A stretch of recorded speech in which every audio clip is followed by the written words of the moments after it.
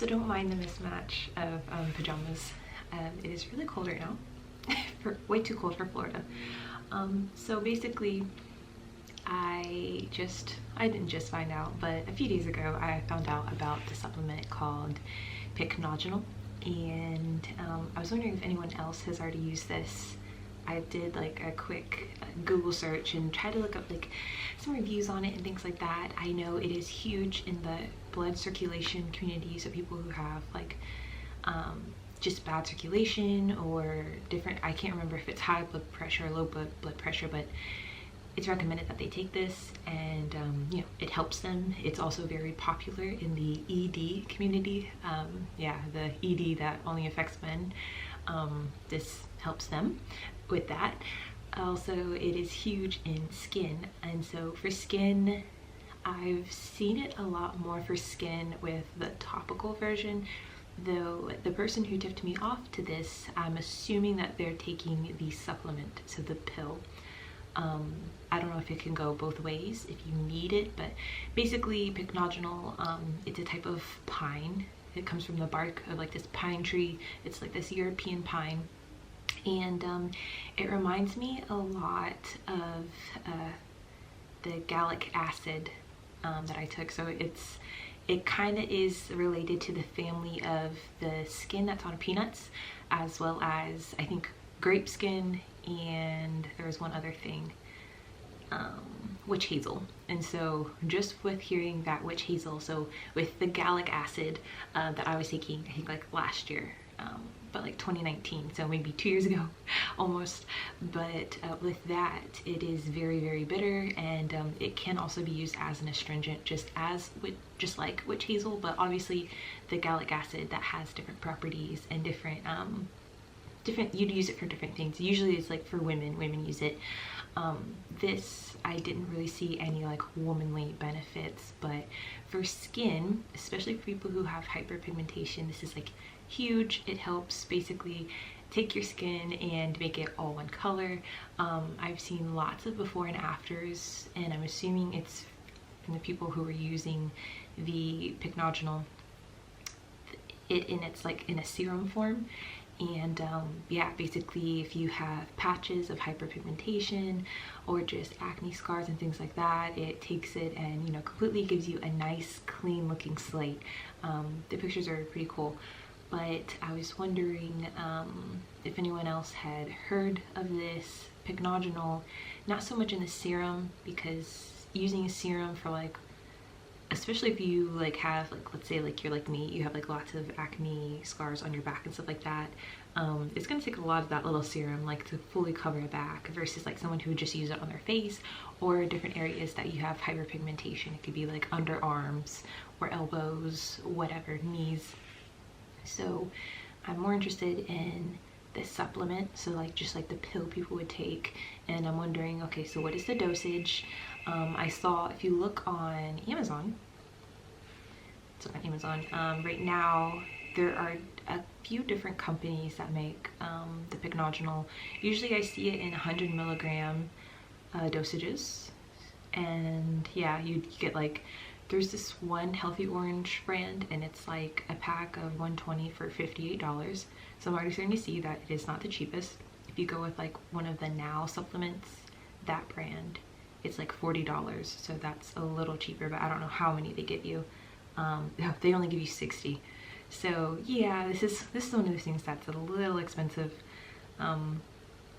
There's another one that's a 60 count of 100 milligrams, and it's $30. So yeah, the one that's $58 for 120, that's, you're actually getting a bargain, because you're getting probably more than everyone else is. So sadly, it does seem to be one of those more you know, a pricey supplement, like glutathione. So there is bulk supplements, has pine bark extract powder, but I don't think that's the same. It's like 3.5 ounce, and it's $15 for just 3.5 ounces, which is 100 grams. And I don't think that's the same. I know the Pycnogenol, it's like you definitely want the pine bark from a specific tree, and I think there are different, I guess you would say, types of the tree, species, whatever. I know there's this one skincare company, they make a serum, and I've only really ever seen their, when I did my little research, I only really saw their brand selling this serum. So sadly, it seems like this is something that isn't the easiest to get. It does seem like a specialty item, and so even if I were to buy the serum, it's like, I don't know, I would much rather just do a supplement, but that's just me. And also, if I were to do it, I don't think I would want to stop glutathione completely. Number one, it really is doing wonders for like my energy levels, as well as like my skin, like my acne. It really has been like keeping it in control. Obviously, it is a combination of all the other supplements I'm taking, but not only do I see like my skin is like glowing like everywhere, it gives it like a glow, but it's really helping with the acne. It's like once I stop that, I know I'll have to go back through that like purge state and everything, and I don't want to do that. Funny about acne, so I started eating a little bit more chocolate, comfort food, since I've been up here, and so but I also started drinking some milk, dairy milk, and I started to get cystic acne on my chin. I see like these red bumps are coming up. They're not the kind that like have a head to them, they're just kind of red and they're very sore. And so I'm trying to figure out, okay, is it the dairy or was it the chocolate? Because it's like been about 3 or 4 days of eating chocolate and dairy, and or is it both? Like I would love to be able to like pinpoint which one it is, but either way, like I don't usually drink dairy, but like if I'm eating cheese, like I love cheese. You guys know that. You guys know what I eat. Obviously that has milk in it, so I don't know. It could honestly be both, which is sad. It's really sad. Like, I don't want to have to like switch like oat milk or something. But anyways, I just think it's very interesting how quickly those breakouts just kind of popped up, just from, yeah, eating some things that I don't normally eat. And it only took a few days, but before that, pretty much my skin has been doing really, really well.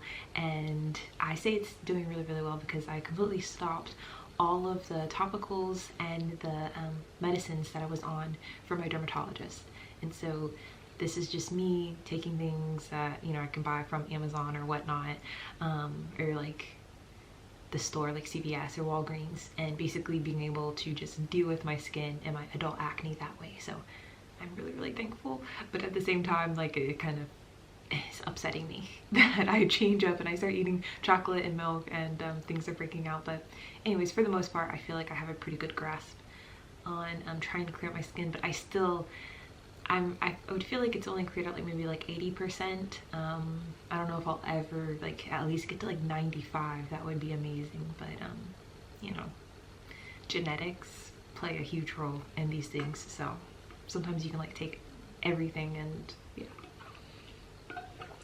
But yeah, let me know if you guys know anything about Pycnogenol and if you've taken it. And yeah, what was that like? And obviously if you've taken it, you need to let us know what dosage we should be taking. And oh, any side effects.